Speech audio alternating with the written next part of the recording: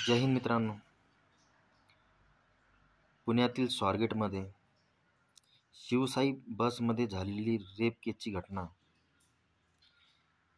खरी की खोटी, पोलीस याचा तपास लावतीलच आणि आरोपीला तर शिक्षा झालीच पाहिजे. जी घटना केली त्याच्यावर जो चार्ज लागतो त्या चार्जच्या हिशोबाने त्याला सजा झाली पाहिजे. आणि ही घटना काही सांगण्यासारखी नाही आहे. तरीसुद्धा मुलगा असो का मुलगी असो, अगर मुलीसोबत असं झालं असेल तर विचार करा त्या मुलीवर, तिच्या आईवडिलांवर. आईवडिलाचं सोडा, पण त्या मुलीवर काय बितत असेल, तिची काय परिस्थिती असेल, तिची अवस्था कशी असेल. आणि न्यूजवर जे काय येतं आहे, काही न्यूजवर असं येतं आहे तो गुन्हेगार आहे, काही न्यूजवर येतं आहे ती गुन्हेगार आहे. तर कायदा संपलेला नाही आहे. संविधान अजून जिवंत आहे. संविधानात जे कायदे लिहिलेत त्या कायद्याच्या हिशोबानं आरोपीला तर सजा भेटणारच आहे. मला एवढंच सांगायचं आहे, आरोपी कोणी पण असू द्या, आणि आरोपी जो नसल, जो निर्दोष असेल,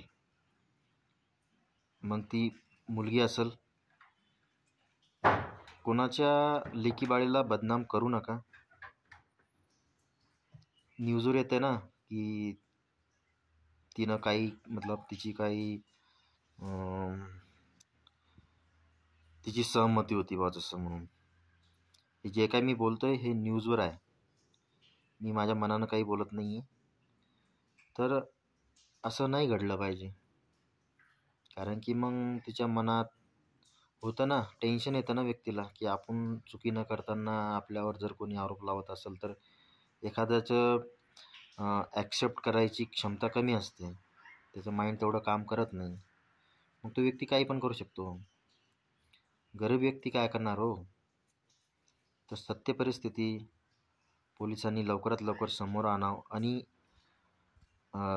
आरोपीला कठोरात कठोर शिक्षा झाली पाहिजे,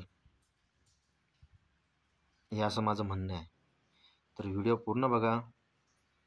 माननीय अंधारे ताई,